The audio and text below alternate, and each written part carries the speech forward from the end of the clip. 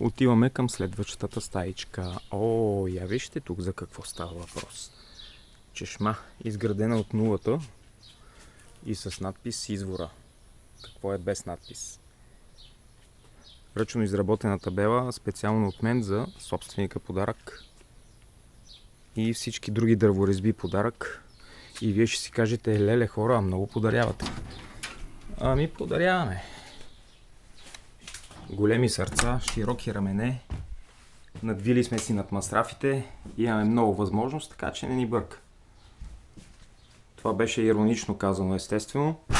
Не е точно така, но нали, трябва нещо да кажем. Ето тази стаичка е от пълен основен ремонт. Тук, преди да се захванем с нея, изглеждаше коренно различна. Сега мисля, че е доста добра. Едно климатиче, че е много жега и 6.